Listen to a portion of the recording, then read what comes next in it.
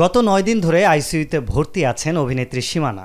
তবে এখনও তার জ্ঞান ফেরেনি। এর মধ্যেই গতকাল এই অভিনেত্রীকে বঙ্গবন্ধু শেখ মুজিব মেডিকেল বিশ্ববিদ্যালয়ে স্থানান্তর করা হয়। সেখানে এই অভিনেত্রীকে পরীক্ষা নিরীক্ষা করে লাইফ সাপোর্টে রাখা হয়েছে বলে জানান সীমানার ভাই এজাজ। 9 দিন আগে মস্তিষ্কে রক্তক্ষরণের পর এই অভিনেত্রীর সার্জারি করা হয়। তারপর থেকেই তিনি আইসিইউতে। এর মধ্যে জটিল আকার ধারণ করেছে কিডনির সমস্যা। এখন সমস্যা আরও বাড়ছে বলে জানান এজাজ। তিনি বলেন, গতকাল এখানে ভর্তি করিয়েছি। চিকিৎসকেরা জানিয়ে দিয়েছেন অবস্থা খুব একটা ভালো নয়। এখন নিঃশ্বাসেও সমস্যা দেখা দিয়েছে। অবস্থা ভালো নয়, আল্লাহর উপর ভরসা রাখতে বলেছেন। এ সময় সীমানার বাবা বলেন, আমরা ভালো নেই, আমার মেয়ে ভালো নেই। অর্থনৈতিকভাবে প্রচুর টাকা আমাদের খরচ করতে হচ্ছে। সবাই তার জন্য দোয়া করবেন।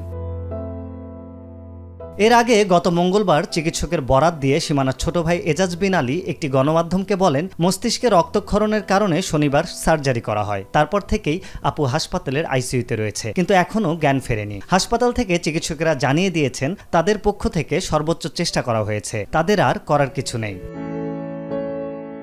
প্রসঙ্গত, সীমানা 2006 সালে লাক্স চ্যানেল আই সুপারস্টার প্রতিযোগিতার মাধ্যমে বিনোদন অঙ্গনে কাজ শুরু করেন। দারুচিনি দ্বীপ সিনেমায় অভিনয় করে প্রশংসিত হন তিনি। পরে নাটকেও অভিনয় শুরু করেন এবং 2016 সালে মাতৃত্বজনিত কারণে বিরতি নেন তিনি।